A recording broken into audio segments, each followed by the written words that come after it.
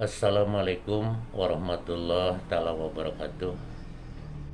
Perkenalkan, nama saya Dapen Saifuddin, guru mata pelajaran Pendidikan Jasmani, Olahraga dan Kesehatan di SMA Negeri 1 Serang Panjang. Bagaimana kabarnya anak-anakku semuanya? Mudah-mudahan selamanya kita ada dalam lindungannya serta diberi kesehatan. Seperti yang telah kita ketahui bersama bahwa pencaksilat ini merupakan suatu olahraga asli yang berasal dari Indonesia yang perlu dilestarikan. Dalam pencaksilat terdapat kategori pertandingan dan seni. Sudah barang tentu dalam sebuah pertandingan atau perlombaan terdapat taktik dan strategi yang mana tujuan utamanya adalah untuk memenangkan sebuah pertandingan ataupun perlombaan. Taktik dan strategi memiliki pengertian yang sama, yaitu untuk menampilkan keterampilan dalam pertandingan.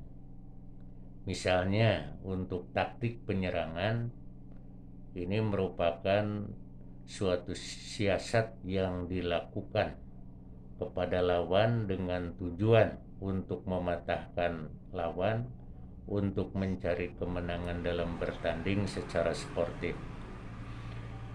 Serangan dapat dibagi dua, yaitu yang pertama serangan tangan atau lazim kita sebut pukulan.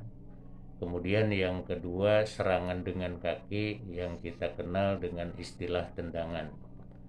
Seorang pesilat dituntun harus dapat membaca taktik lawannya sehingga pesilat dengan mudah untuk menemukan di mana titik lemah seorang lawan.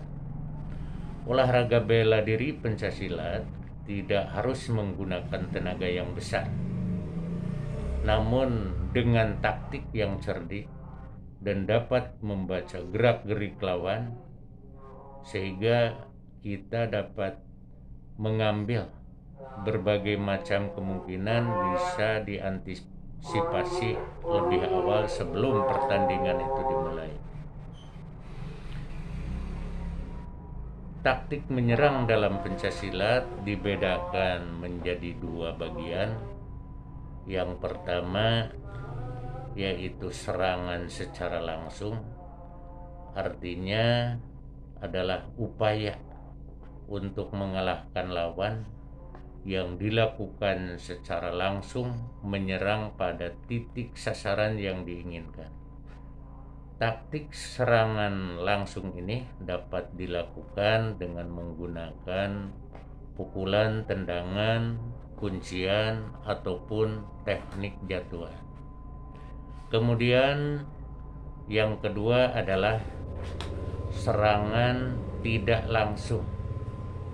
Maksudnya sebelum kita mengadakan serangan, kita harus terlebih dahulu untuk mengecoh pergerakan lawan.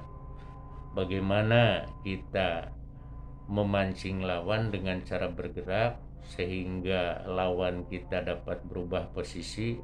Nah, pada saat itulah kita bisa melakukan serangan kita pada sasaran yang diinginkan. Nah, anak-anakku sekalian, agar kalian lebih memahami tentang taktik dan strategi penyerangan dalam pencaksilat, kalian bisa melakukan kegiatan seperti di bawah ini. Yang pertama, silakan coba kalian ambil teman secara berpasangan 1 lawan 1.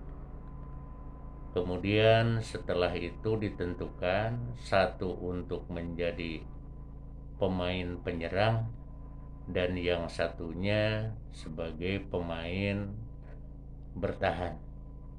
Kemudian setelah itu kita buat lapang dengan ukuran 3 meter kali 3 meter dengan matras atau rumput. Kemudian juga Ini ditekankan untuk pemain penyerang harus berusaha semaksimal mungkin untuk mendapatkan nilai sebanyak-banyaknya.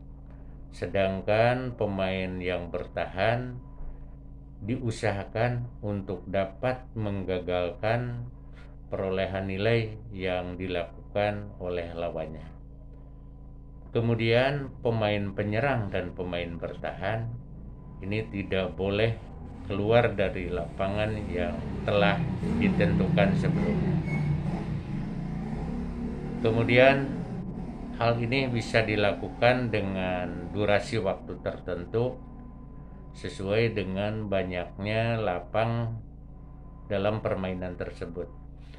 Kemudian setelah itu bisa pergantian peran penyerang dan bertahan yang dapat dilakukan untuk memberikan satu kesempatan pada semua siswa. Lakukanlah permainan ini dengan sungguh-sungguh untuk menerapkan nilai sportivitas, kerjasama, toleransi, dan disiplin. Barangkali itulah yang bisa Bapak sampaikan.